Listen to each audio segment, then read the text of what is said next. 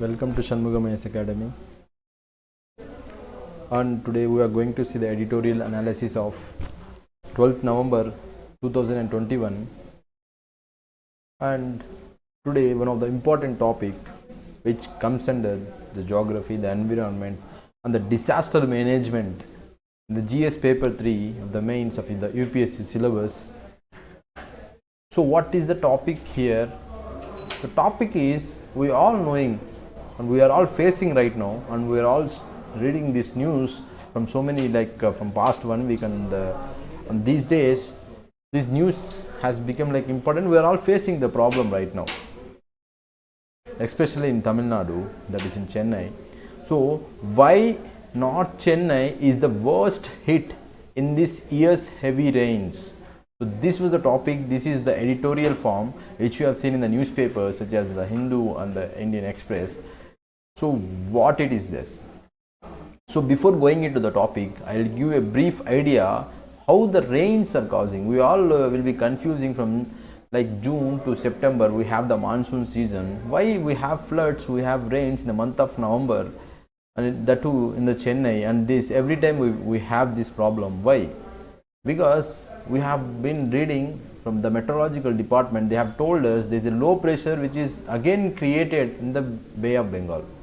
Again created, please stress this word, again created, because the cyclones, we all know that from September, from September to that's December and November, we have cyclone pattern in our country, in this region, the tropical region. So why these cyclones are happening? Because of the low pressure which is created in the oceans. We all know that the land and the ocean will get heated in the month of summer. That is from March to the June, that is May, we have the summer for us. So that time our land has been heated because of the summer, and at the same time the ocean is also getting heated. We all know that.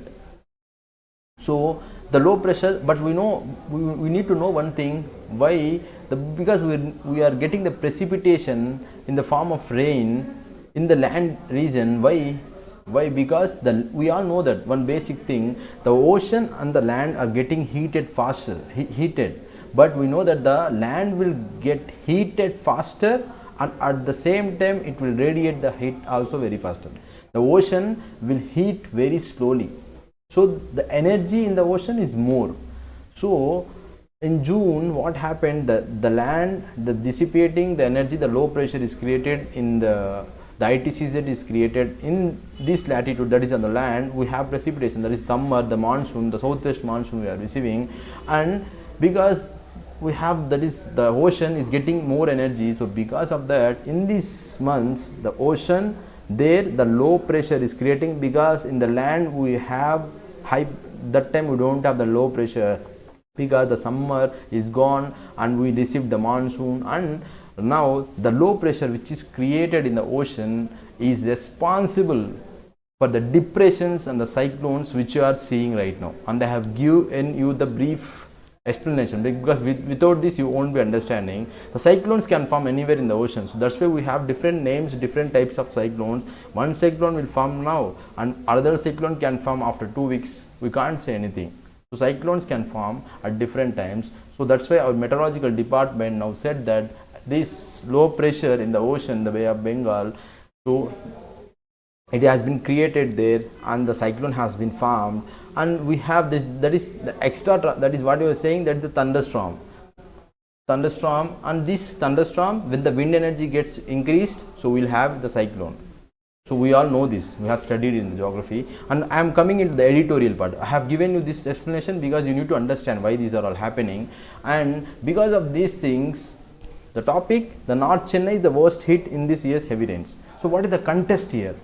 Now we are coming into the current affairs. The context here, the context is the Madras High Court has told that the Greater Chennai Corporation for flooding in the city due to heavy rain, and said that it would start the suo motu proceedings, that is the action against them if the situation did not improve soon. So the Madras High Court told the Chennai Corporation.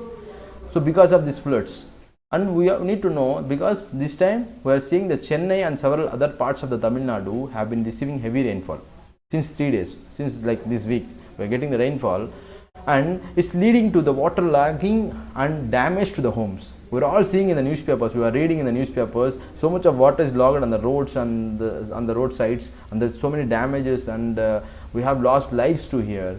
And Madras High Court brought up the flooding in Chennai while hearing a PIL, that is a public interest litigation, on removing encroachments to ensure that roads in the city are wide enough.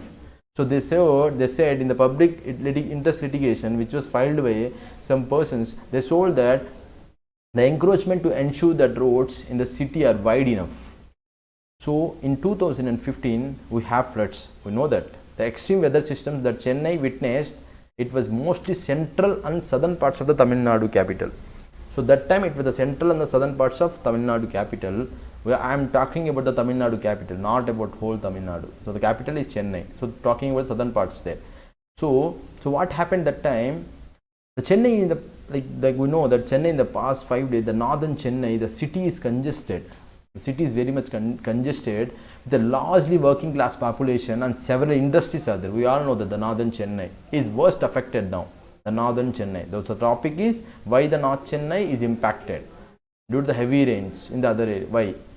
Because this is largely thanks to the low-lying topography. While the entire Chennai city is vulnerable to the water logging. That is what I have told you in my introduction part, for many reasons, including a much lower elevation above the sea level.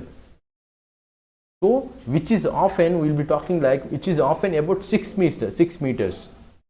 So, the North Chennai is the absence of storm water drain networks. This is an important point. We have an absence of strong water drain networks and poor desilting of canals. So this is the main problem here.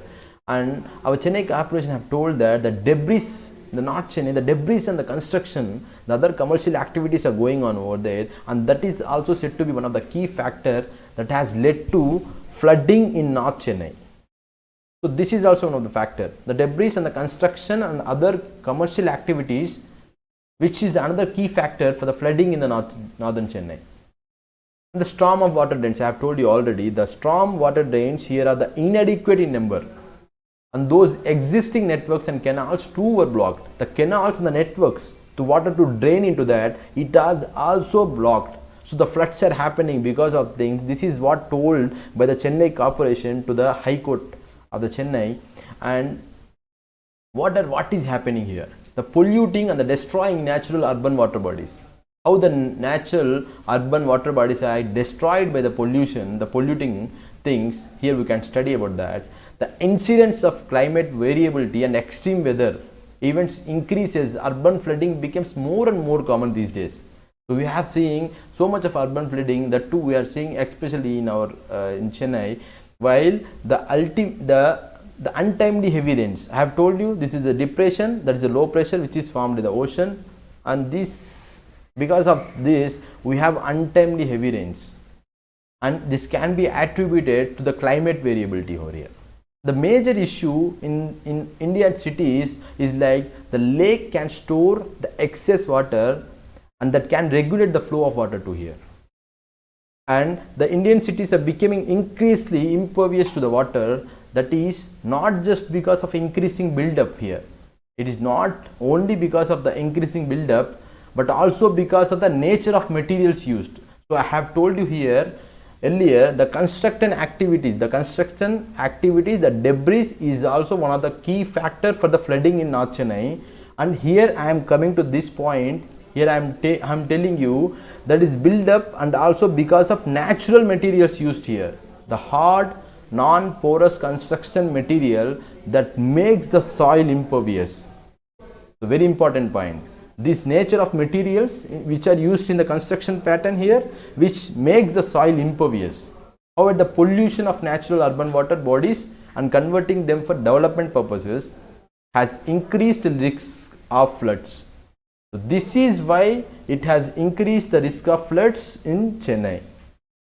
And reduced infiltration is also one of the factors, and the attention to natural hydrological system and lack of flood control measures.